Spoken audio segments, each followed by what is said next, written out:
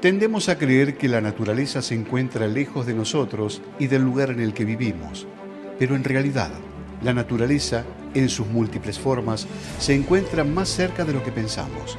Solo hay que aprender a observar. Nuestro municipio no fue siempre como lo conocemos hoy en día. Ha cambiado mucho a lo largo del tiempo y de su historia. En la actualidad, gran parte del territorio de Almirante Brown corresponde a la zona urbana, donde vive la mayoría de su población, y el resto corresponde al área rural.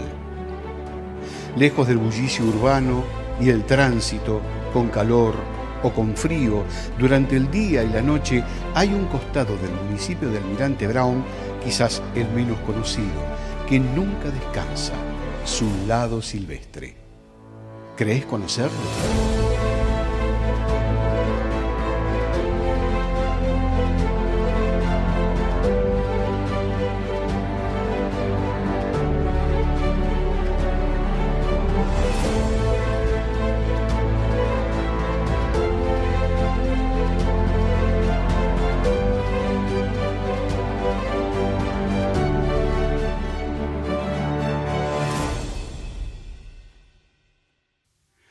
Amanece en Almirante Brown, y lo que para unos es el comienzo del día, para otros es el final. Antes de que salgan los primeros rayos del sol, podemos encontrar algunos habitantes nocturnos, como por ejemplo el alili cucú. El alili cucú es una lechuza o búho pequeño, que es mucho más fácil de identificar por su vocalización. Escucha con atención. ¿Alguna vez oíste este canto? Es tan característico que en otros países como Uruguay se lo conoce como tamborcito.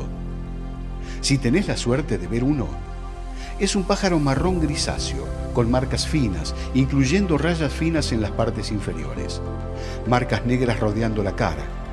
No hay diferencias entre el macho y la hembra. Los podés encontrar en lugares arbolados. A veces salen a áreas abiertas de arbustos o jardines con algunos árboles dispersos. Es una de las 4 lechuzas que podemos ver en Almirante Brown, pero no la única.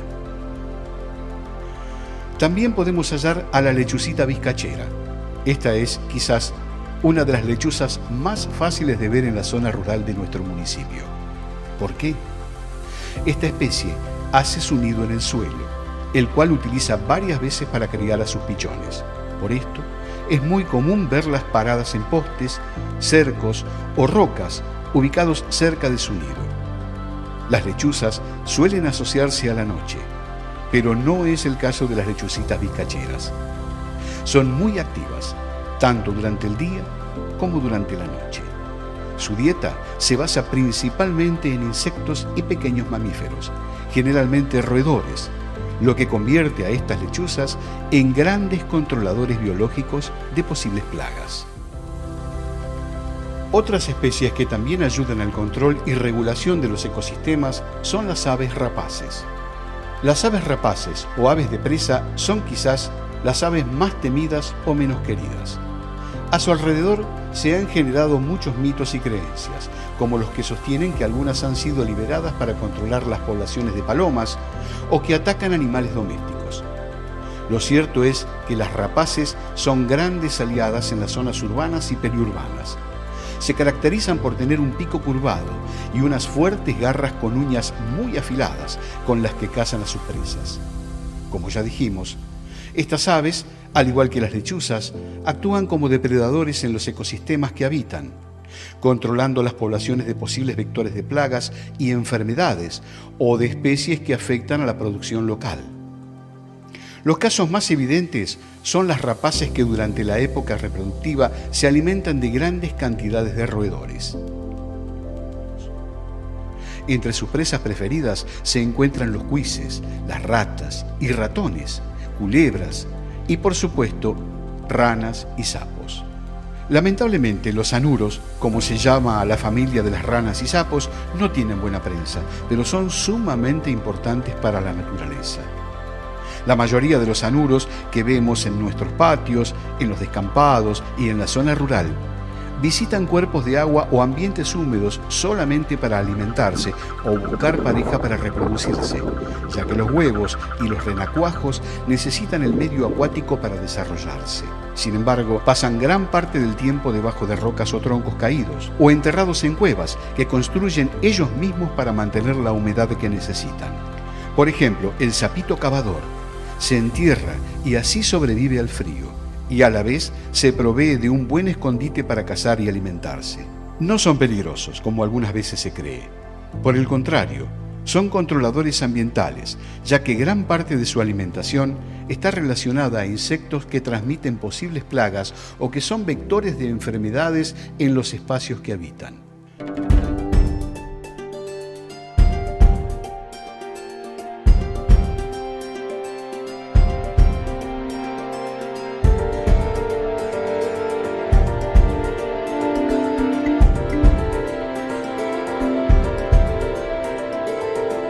Si hablamos de ranas y sapos, tenemos que hablar de un elemento vital para su ciclo de vida: el agua. Si bien en el pasado gran parte de nuestro territorio estuvo conformado por pastizales pampeanos y algunos relictos de monte nativo, el paisaje original de nuestro municipio también estuvo moldeado por sus arroyos y cuerpos de agua temporales. Actualmente aún podemos encontrarlos, así como también algunas lagunas naturales y artificiales.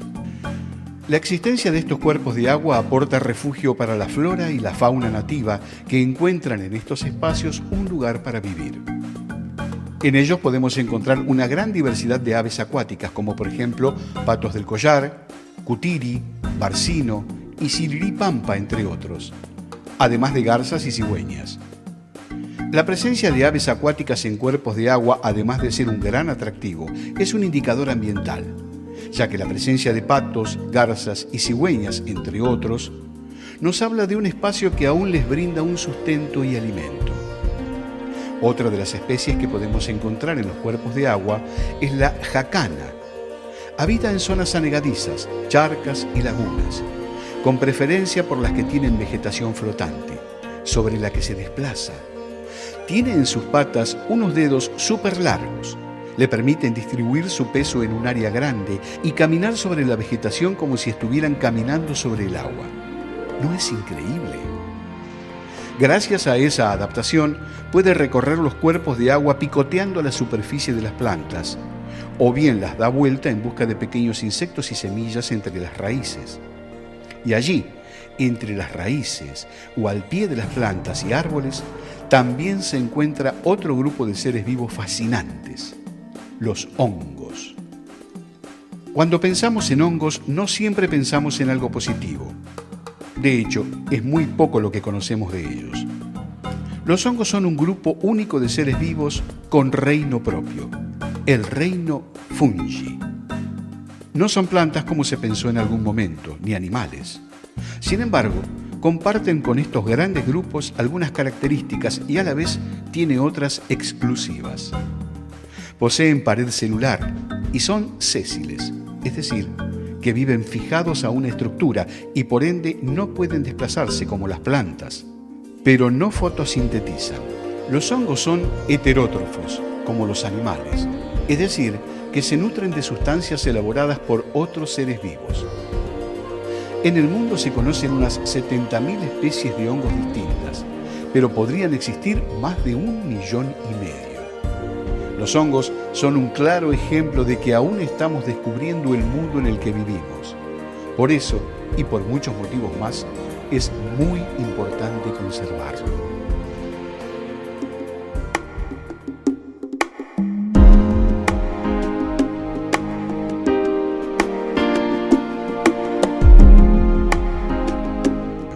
Solemos ver o pensar el espacio que habitamos como algo estático. Sin embargo, el entorno natural en el que vivimos está en constante cambio. El paisaje actual es muy distinto al paisaje original que existió hace cientos o miles de años en este territorio, pero aún podemos encontrar algunos vestigios de ese paisaje original en las plantas. Pero, ¿cuáles plantas? Podemos dividir a grandes rasgos las plantas que encontramos actualmente en nuestro municipio como plantas nativas y plantas exóticas. Las plantas exóticas son aquellas que han sido trasladadas más allá de sus límites naturales de distribución por diferentes motivos. Algunas de estas especies pueden volverse invasoras. Esto sucede cuando consiguen establecerse y avanzar de manera espontánea en los nuevos ambientes donde son introducidos, causando impactos severos sobre la biodiversidad, la cultura, la economía y la salud pública. Las plantas autóctonas o nativas, por el contrario, son aquellas propias de nuestra región y por ende han evolucionado a lo largo de miles de años en el espacio que hoy ocupa nuestro municipio y han desarrollado vínculos estrechos entre ellas y con la fauna nativa. Por ello, y muchas cosas más, son la base de vida como la conocemos. Nuestro municipio se encuentra en la Pampa Ondulada, una región que podría definirse como un área de llanuras suavemente onduladas, con arroyos y lagunas. La ecorregión preponderante es el pastizal, e incluso hoy en día podemos encontrar la vegetación típica de esa zona en algunos remanentes del paisaje original que quedan. Los pastizales son áreas donde predominan las gramíneas, una de las familias de plantas más diversas e importantes para nosotros, ya que la mayor parte de nuestra alimentación proviene de ellas. Pero no solo los humanos dependemos de las plantas, muchas especies con las que compartimos nuestro municipio las necesitan para subsistir. Las especies más comunes del pastizal son los vulgarmente conocidos como pastos, que aunque parezcan similares, cada uno contiene características propias. A estas generalmente las acompañan las llamadas compuestas, como por ejemplo carquejas, diferentes especies de chilcas y cenecios. Otro ambiente menos frecuente en nuestro municipio, pero no por ello menos importante, es el talar. Un bosque donde predomina el tala, considerado el árbol emblema de nuestra región. Una de las aves que se alimentan de frutos del tala son los zorzales. En toda la provincia de Buenos Aires podemos encontrar dos especies de zorzales, el colorado y el blanco, o chalchalero. Ambos habitan en espacios muy parecidos, bosques y montes abiertos, así como en ciudades, tales como jardines urbanos y parques o plazas. Pero es el zorzal colorado el que mejor se ha adaptado a los entornos urbanos. Ya lo habías visto, ¿no? Si no lo viste, seguro lo escuchaste, ya que sus vocalizaciones se encuentran claramente en el silencio matinal, antes de comenzar el bullicio urbano.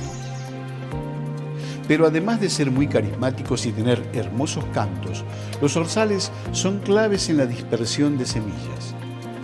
Ambos se alimentan principalmente de frutos, grandes, pequeños y de una gran diversidad de especies.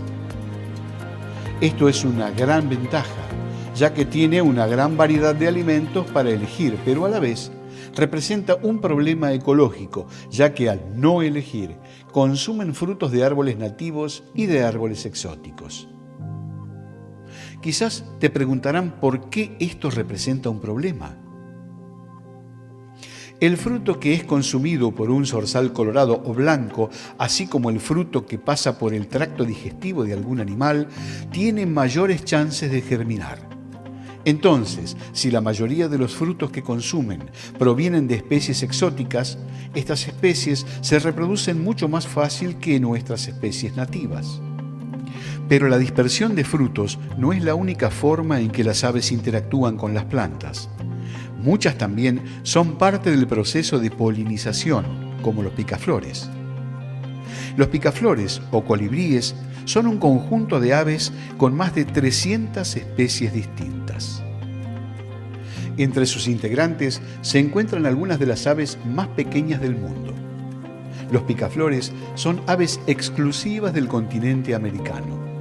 La mayoría de ellas, más de 200, viven en Sudamérica, encontrándose en ambientes muy diversos, desde Alaska a Tierra del Fuego. En Argentina podemos encontrar 35 especies distintas de picaflores y en nuestro municipio 3 de ellas. Dentro de estas, el más común es el picaflor bronceado. El picaflor bronceado habita en una gran variedad de hábitats: jardines urbanos, plazas y parques públicos, relictos de montes nativos y otros. A diferencia de otras especies, el picaflor bronceado se puede ver durante todo el año, incluso en las épocas invernales por nuestro distrito. Es fácil de distinguir por su pico rojo, largo y recto, con la punta negra. Su plumaje puede parecer opaco, pero bajo las condiciones correctas de luz se aprecia su espalda y pecho verde dorado y cola cobriza. Quienes también trabajan en la polinización de las flores son las mariposas. Las mariposas son para muchos los insectos más bellos. Su variedad de colores y tonalidades, junto a sus múltiples formas y tamaños, hacen que sea uno de los insectos más conocidos, apreciados y atractivos. Junto con las polillas o mariposas nocturnas, forman parte del orden Lepidoptera. Después de los escarabajos, es el orden más grande dentro de los insectos, con alrededor de 150.000 especies en el mundo. Las mariposas, como las conocemos en la actualidad, aparecieron hace 50 millones de años, después de que las plantas angiospermas comenzaron a desarrollar flores para ser polinizadas. Con el tiempo, mariposas y flores se fueron extendiendo y poblando diversos rincones de la Tierra, incluido nuestro municipio.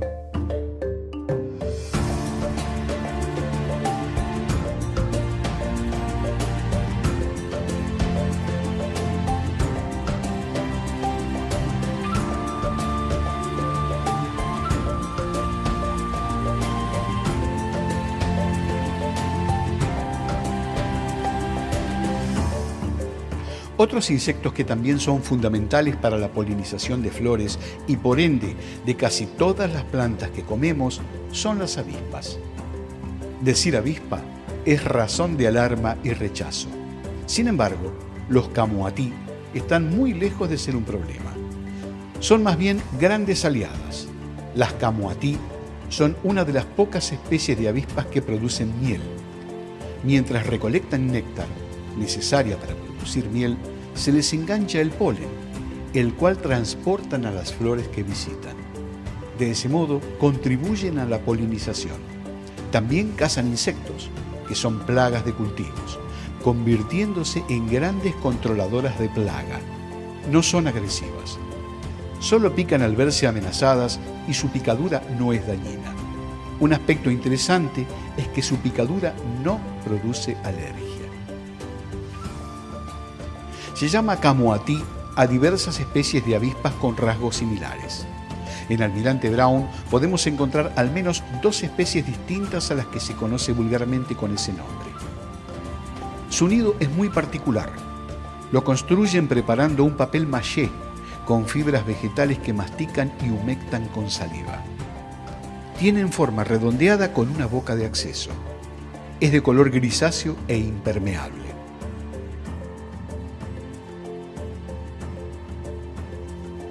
Otra especie emblemática de nuestra zona y todo el país es el hornero. Al hornero lo podemos encontrar en casi cualquier tipo de espacio abierto, incluyendo zonas urbanas. ¿Lo viste alguna vez? Seguro que sí. Su plumaje es de color rufo, un color muy común en las aves que se podría describir como un marrón rojizo, como el color del óxido del hierro. Construye sus nidos de barro sobre árboles, edificios y otras estructuras. El nido es construido tanto por el macho como por la hembra, en un periodo de tiempo que puede variar entre los 4 días hasta alrededor de un mes, dependiendo de la disponibilidad de los materiales. Durante esa etapa, las glándulas salivales del hornero se hipertrofian, es decir, que aumentan de tamaño. Eso les proporciona una mayor cantidad de saliva, elemento esencial para unir los materiales que utilizan. Además del barro, el hornero también selecciona y combina otros elementos como fibras vegetales, pelos de animales, bosta de ganado y piedras pequeñas para generar una buena estructura. Una vez terminado, el peso promedio del nido es de 5 kilogramos. Debido a su popularidad, el hornero se convirtió en el centro de muchas leyendas y canciones. Incluso lo llevó a ser elegido como el ave nacional de la Argentina desde 1928. El canto alegre del hornero es bastante reconocible y es la banda de sonido de la salida del sol.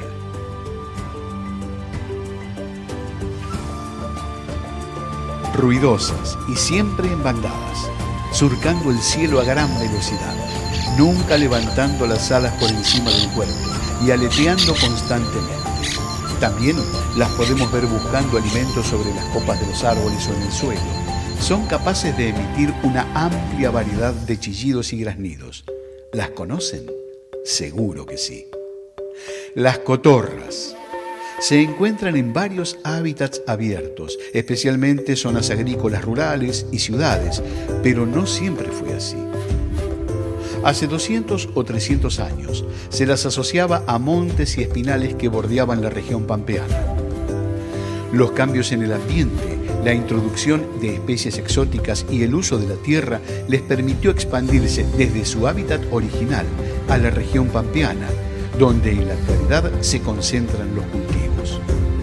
Antes de que se produjeran los cambios, las cotorras anidaban principalmente en los talas, uno de los árboles nativos más típicos de nuestra región, que puede llegar a medir hasta 10 metros. Con la introducción del eucalipto en 1850, un árbol originario de Australia utilizado para sombra y protección de las viviendas rurales y más tarde como especie ornamental en los poblados establecidos a lo largo de las vías férreas, las cotorras dejaron de anidar exclusivamente en los talas del bosque costero y avanzaron sobre otros territorios. Además, pasaron a construir sus nidos en los eucaliptos que alcanzan casi 30 metros de altura. Esto volvió casi imposible el control biológico por parte de sus predadores naturales, ayudando a que esta especie crezca de forma desmedida. Además de la altura de los árboles que ahora eligen para construir sus nidos comunales, las cotorras tienen una alimentación muy variada, lo que les permite adaptarse fácilmente a nuevos territorios.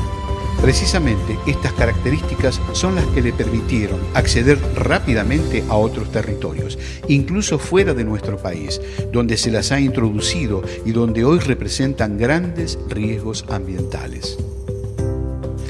Sin embargo, a pesar de preferir los eucaliptus para construir sus nidos, las ramas que utilizan para hacerlo siguen siendo de tala, como muchas especies de aves nativas. Una de las características más llamativas del tala es que sus ramas suelen tener forma de zigzag, con fuertes espinas.